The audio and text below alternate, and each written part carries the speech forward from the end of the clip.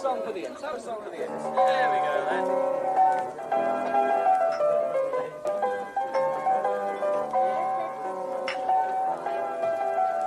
Come on, let's get some of the lads together. Let's have a good idea. Okay, yeah, all right. Come on, fellas. Get around the piano. Let's have a good go. Come on, then. Are you ready? Come on, you lot. Go on, then. Oh, 'tis our delight for the red and white. The imps are here to stay. Oh, 'tis our delight for the red and white. The imps are here to stay. Lincoln City are the team, the Radiants is their name.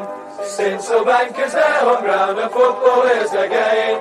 So come and cheer them on, you mad, support them all the way. Oh, 'tis our delight for the red and white. The imps are here to stay. Oh, 'tis our Delight for the red and white. The imps are here to stay. Morning all, how are we doing? 14 of you tuning in already. Thank you very much indeed. Got a busy day on today with my real job, so there won't be a write-up of any description until probably into the evening. So I thought I would do a quick dog walk, combine my daily chore of walking the dog with chatting to you wonderful people whilst we went over Lincoln City away at Cheltenham last night. Morning to Bry Fox, he's on board already. Good to see you, pal. A song lyric hit me this morning. Stu Wells as well, he's back from Cheltenham. All right, pal. Yeah, a song lyric hit me this morning, and it's just been going round and round in my head. And it's from James, Sit Down. I'm sure you all remember James, Sit Down. Morning, Sean. I'll drop the mornings in a minute. Morning for Dad. Hello, how you doing, Dad? And morning from Mr. Wagstaff. So there's a lyric in a James song, Sit Down. And he said, if I hadn't seen such riches, I could live with being poor. And I think that's one of the things that strikes me a little bit about the atmosphere around the club at the moment. If we hadn't been spoiled with 3 trophies in as many seasons, if we hadn't been ruined with Michael Appleton's fantastic season in charge when we got almost to the Championship 90 minutes away, if we hadn't been spoiled by all of that, if we took those not out, if we disregard those, you can put into context Lincoln City this season much easier. We are going to finish this season, bar a bit of a collapse. We're going to finish this season in our highest spot, removing the COVID season. That's the anomaly, in our highest spot since 1983. It's 40 years. And this is in a division with former Premier League clubs, big clubs, Sheffield Wednesday, Ipswich, Portsmouth, Bolton, Barnsley, Derby, big clubs, big football clubs. Charlton, we're above Charlton. So for me, at the moment, it's about progress. It's about the future. It's not about each individual game. If you would take each individual game and decide whether you're going to the next one based on the last one, you could argue that the entertainment level isn't as high as perhaps we might like. I'm not going to deny that. I'm not going to try and kid you people and tell you that everything is brilliant at Lincoln City in terms of the way we're playing and we're so unlucky not to be top 10. I'm not Cornell. I'm not the eternal optimist. My dad's on board. He's listening. He'll tell you I can moan, I can bitch. I don't always do it publicly, but I can. I suffer from the same emotions as everybody else, and I'll walk out of a game sometimes, like Kev, who's on board. Morning, Kev Barwise. I'll sometimes walk out of a game and think that was boring. Cambridge at home, Charlton at home, bad games last season. Gillingham at home, Doncaster at home, Accrington at home, Cambridge at home. So I'm prone to that. I watched last night's game and I didn't think that was as turgid as some of the games that we have seen, not of late, but under kind of the pre-Christmas or post-Christmas January kind of time. What we've got last night, and I'm going to talk more about last night because I did a dog walk yesterday. I talked about where we are. You all know where we are. For fear of repeating myself, I'm not going to do that. By the way, the first flakes of snow are just falling here. Keep getting the odd one, due to hit at 10. So anyway, so Cheltenham Town are a team who I think are a toughish to be, I mean, they're a team that we would expect to be above this season. That was our first game against them. They have some decent players in attack.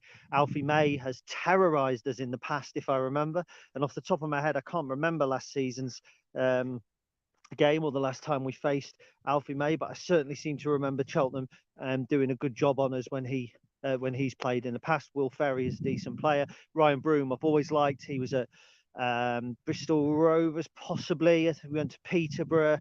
Obviously, Cheltenham, who was at Plymouth last season when they were challenging for the playoffs. They've got some half decent players. They're punching above their weight. They're going to, when Lincoln City come to Whaddon Road, they're not going to want to get beat. That's absolutely the first thing that's going to happen. They're going to want points. They're just outside the relegation spot at the moment. If a team comes that are above them, you look to draw with them, you beat the teams around you, you stay up. So that's Cheltenham essentially. And it's a little bit like probably when you go away to places like Forest Green at the moment. You know, the hardest games in the second half of the season are not necessarily those against those teams at the top, because they want to attack you and they really want to kind of come out and they'll leave spaces. It's the ones at the bottom who are tight, who are hard, who will scrap for every single point, and they will scrap viciously for every single point. Not that teams particularly need to against us at times. But that's enough about Cheltenham. What about us? So what did we want from yesterday's game? Well, we're Lincoln City. We are hoping to finish in the top half, but anybody on this feed, as we touched upon yesterday, knows that we would be happy finishing at the top of the bottom half of the table. We're a solid team. We're very, very difficult to break down. Bear in mind, we're unbeaten in 10 games. And yeah, you can say, oh, only 3 wins in that. I can buy that. I get that. I take that on board. I understand it. But we've not lost a game in 10 games. Gav Hughes is on. Gav says, morning, Gaz. Another solid defensive performance, another point on board. Gav was leaving games last season, exasperated. I'm getting sick of watching Lincoln lose at home. He said it 4 or 5 times. And the first time I thought it was a little premature. I don't mind telling Gav that. By the 3rd, 4th and 5th time, he was absolutely spot on. We all were. What are we watching now? We're not watching Lincoln City lose at home. Barnsley and Peterborough are the only real serious threats, in my opinion, to us going a full season without losing at home. We don't watch Lincoln City lose away. Not an awful lot, do we? I mean, Lincoln City last night never really looked like losing that game of football. We never really looked like we were going to concede multiple goals. The first half was challenging at times. And I'm not going to deny, when you've played 90 minutes and you haven't had a shot on target, it's not the best look. But we were wasteful. There was probably 3 opportunities where you think, just for the grace of God, there was Ted Bishop's lob, which hit the bar. There was a Ben House opportunity early in the first half, a scramble from a corner. I think Shadipo or House fired over, but it was a bit of a scramble. And then there was the second half, there was the ball from Last, brilliant ball. Ben House has checked inside. He's got Mandrieu in space. He's opted to shoot. He's put it wide. It's clinical. You know, one of those goes in, we win 1-0. And okay, some people will still be saying the entertainment's not good enough. But there'll be a whole host of other people going, 3 more points on the board. We'd be hauling Portsmouth in. People would be looking at Lincoln City and going, well, they're putting something together. Outside of this football club, that's what they're doing. Outside of watching 90 minutes against Lincoln every single week, the other 23 teams are looking and going, Lincoln are solid. Lincoln are hard to beat. Lincoln are in a good place. Lincoln are on the right trajectory. And we are. You know what last night showed me? It showed me that the summer recruitment and the winter recruitment have been geared towards making us hard to beat, stop us conceding goals. What did we keep last season? 3, 4 clean sheets? Well, we kept this 10-game run. 6 clean sheets, 7 clean sheets. You make your own kind of judgment on that. I don't think we've particularly looked like conceding in any of the 10 games that we've kept clean sheet in, bar Oxford United. Pordy O'Connor has come in and has made us infinitely better at the back. Okay, the switching tactics has helped. Ethan Arahan and Matty Virtue got a brief spell on the field tomorrow. They'll start, in my opinion, on Saturday together. And that will be the strongest midfield pair in Lincoln City have had in a long while. Grant and Bridcut, more creative. But in terms of a hard-working, fighting midfield, I'm wondering if we're not had better in a long while. Ben House, great player. And there, for me, is where you enter phase 3. Let's say that phase 1 and phase 2 were Mark Kennedy's first and second transfer windows. Phase 1, getting his squad together, finding the weaknesses, making us harder to beat. Phase 2, putting something in the midfield, making us even harder to beat. Phase 3's got to be in the attack. And look, I'm not going to come on and con you and try and say that we're a decent attacking side. Truth is, we're not. From the get-go this season, we've been one of the weakest attacking sides in the division. We create chances. 10 shots last night, so let's not snip entirely at that. We're not talking about Charlton earlier in the season where we had 3 shots not on target. We're talking about 10 efforts at goal. Could be more, should be more. I'd agree with that. But if that's 9 efforts at goal, 4 on target, it's a different conversation we're having. So we're getting into certain positions. And bear in mind, we're doing this without attacking wing backs. We're doing it really without effective wingers. We've talked about Jack Diamond, and I think somebody here, Stu, has said it. I'm still waiting for Jack Diamond to shoot. There's a good player in there, but his decision making, in my opinion, is what lets him down. See, I'm the other way. He had 2 or 3 shots on Saturday where we had much better options on the ball. MK Dons, he did the same. I'm not convinced on Jack, if I'm honest. He came in, he gave us what we needed for a short period of time, but I'm not convinced that he is a top end League One player. Shadipo, I think there's something to work with, time to settle in. Didn't really get into the game last night. You know, if I back a player and he doesn't have a good game, I'm not going to come in here and lie to you and say he was brilliant. I don't think he played particularly well. Charles Vernham has struggled to get in and create. Danny Mandrew, he comes in fits and bursts. And I think Danny will improve as he adjusts to the English game. Remember, he's had a stop-start season, really, hasn't he, with his injuries and things like that. But there's no doubt that that's what we need in the summer. No one's denying that. Nobody's saying that we're in a place where we're ready to challenge for the top half of the table, even though right now that's what we are doing. We're not ready to do it, but we are doing it. But there's the foundations in place. Next season, Ethan Arahan will be ours. Paudie O'Connor will be ours. TJ Ioma will be ours. Sean Rowan, hopefully, will be ours. The basis, the spine of that team will be ours. It will be, we will own them. And then we've got to look at adding the attacking impetus. And I think when you play 3 at the back, there was a lot of emphasis on the wing backs. And whilst Lass has done relatively well in that position, I don't think long term he is a right wing back. He got caught quite a few times yesterday. Some nice balls. I'm not criticising him, by the way, for his performance, but I think he got caught out once or twice as well. So we know what we need in the summer. So every game we draw 0-0 or 1-1 where we haven't quite created, or we've had 10 shots but we haven't been clinical, and people come on and say we need to be more clinical. Absolutely right.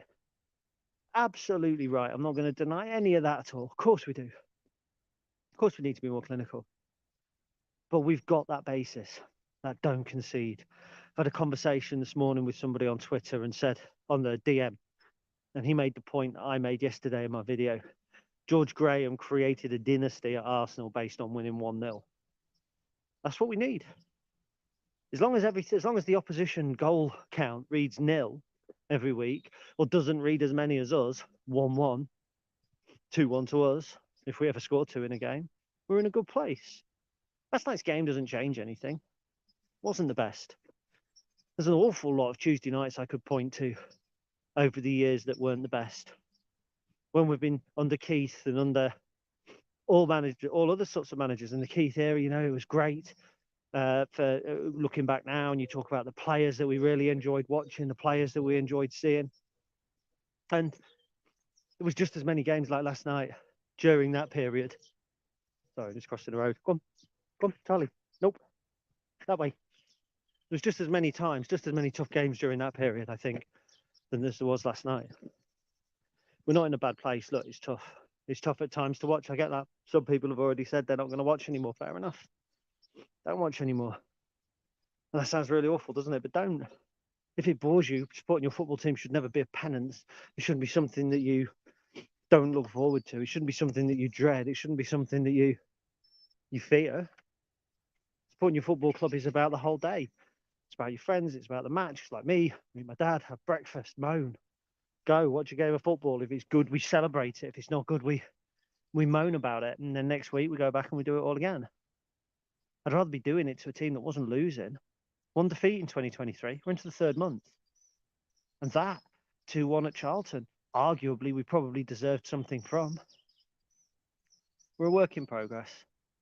And I'd rather be a work in progress 11th in the table, not conceding goals, than I would be hovering around the relegation spots. And that's where we all thought we were going to be.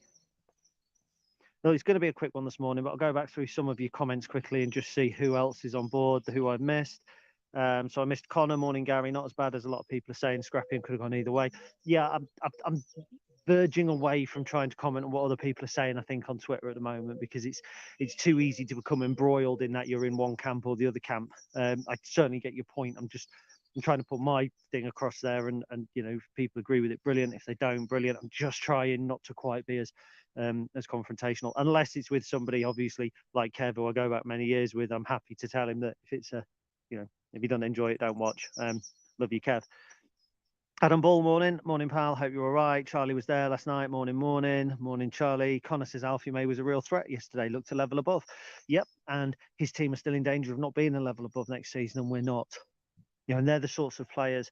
I mean, not Alfie May specifically, but we need to be looking at bringing players in who look a threat, who look a cut above, like a Will Ferry, who can kind of get down to the left and right and everything. You know, get down the wing, put crosses in, all that sort of stuff.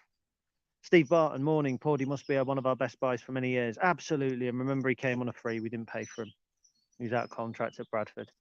Great purchase. And what did we say we needed last year? If only we had a centre half that would play 40, 45 games a season and you had that stability. And what did we do in the summer? Went out and bought one. It's almost as if the recruitment team know what they're doing. Mike Downs, morning, pal. I hope you're all right. Charlie says, not watched anything back yet, but leaving the stadium, I wasn't anywhere near as frustrated as Cambridge at home. I know it's a cliche, but trust the process fits in perfectly for us. We've built the foundations, got to trust that this time next season we've built an attacking side in the window, so we're able to get a few more wins from draws, because that's all we're lacking. It is. And there will be comments, there will be people who don't believe that the recruitment team can do that, based on the fact that, you know, last year when we signed Chris Maguire and Hakeem Adelakun, it wasn't really the best. And there'll be those that say that Brennan Johnson and Morgan Rogers were flukes. We'll have to wait and see. I've got a certain amount of trust after Arahan and Matty Virtue and Paddy O'Connor coming in, and a couple of others around that as well. I've got, you know, even Rushworth on loan. I've got trust in the recruitment. It's harder to get the attacking players, so it's like the next level. But for me, we've passed phase 1 and phase 2, as I've already said. It's phase 3. And Bull says with the lowest XG in the league. XG is expected goals. If you're not familiar with it, we struggle going forward. We don't create as many chances as fans would like to see. We don't score as many goals as fans would like to see. If we scored more goals and created more chances, we'd be in the top 6. We're not a top 6 side. We're not. We're doing what we need to do to remain a League One mid-table side right now. We need to build on that. And I think that last night is just another example. It's another example in the list. But when you are 10 games unbeaten in the league, you could talk to me about draws and wins and the ratio not being good enough. I'd rather be talking about wins to draws ratio than draws to losses ratio. I really would. Steve Turner, morning, mate. Watching the game on iFollow, it's interesting to hear the opinions of other radio pundits. The Cheltenham fellas were not overwhelmed with us, but did agree that we're hard to beat. Spot on that we have no wide threat. Nobody's going to be overwhelmed with us at the minute. Absolutely not, because we're not a free-flowing attacking force. But when you're hard to beat, it is a fundamental.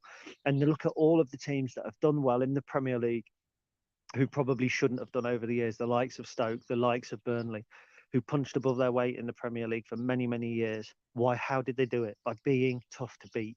We beat Burnley in the FA Cup because they had to have possession.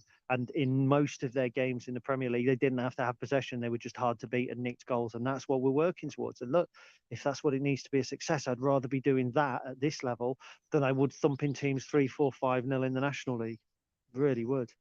Adam Butler thought Jack Diamond we saw in his debut at Barnsley looked a frightening prospect. How many times have we seen that Diamond since?